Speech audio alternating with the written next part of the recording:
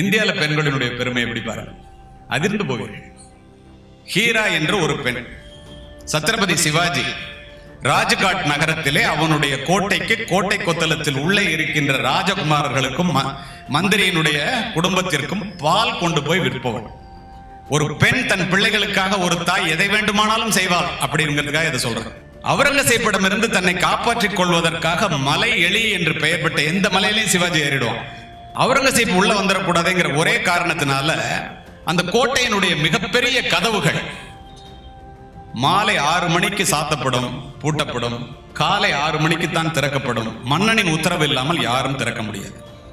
மாலையிலே பால் கொடுப்பதற்காக வந்த இந்த ஹீரா என்ற பெண் பால் கொடுத்து விட்டு திரும்பும் போது 15 நிமிடங்கள் காலதாமதமான காரணத்தினால் கோட்டை கதவுகள் அடைக்கப்பட்டு விடுகிறது.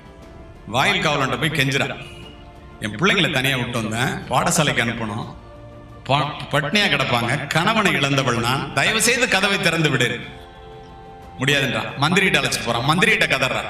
மந்திரி, இது மன்னனுடைய உத்தரவு இல்லாமல் நான் செஞ்சா என்னுடைய தலை துண்டாக்கி விடும் சொல்லிட்டு போயிட்டாங்க. நீ ராத்திரி தங்கு, காலையில போய்க்கலாம்.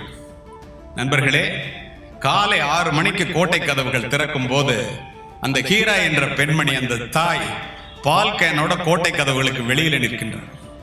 அதிர்ந்து போன அந்த அத்துணை பேரும், எப்படி இவள் வெளியில் சென்றார், இது தெரிந்தால் மன்னன் தன்னை பழிவாங்கி விடுவானே என்று அவளை அழைத்துக் கொண்டு மன்னனிடமே செல்லுகின்றார். மன்னன் கேட்கின்றான், எப்படி நீ வெளியிலே சென்றாய்? சாத்தியமே இல்லை.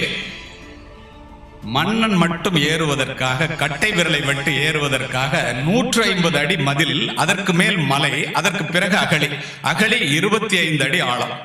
இப்படிப்பட்ட ஒரு அகழிக்கு மேலே இருக்கின்ற மலை மதில்களிலே மன்னன் மட்டுமே, கட்டை விரலை மட்டுமே, அவன் பழக்கப்பட்டவன் மட்டுமே ஏறக்கூடிய அதுல இப்படிதான் ஏறினேங்கிறான். நான் நம்பல, நீ ஏறி காமிங்க. கடகடன் ஏறி 150 அடி மேல போயிடுறான். மலை மேல ஏறிடுறான். மன்னன் மட்டும் பின்னால போறான்.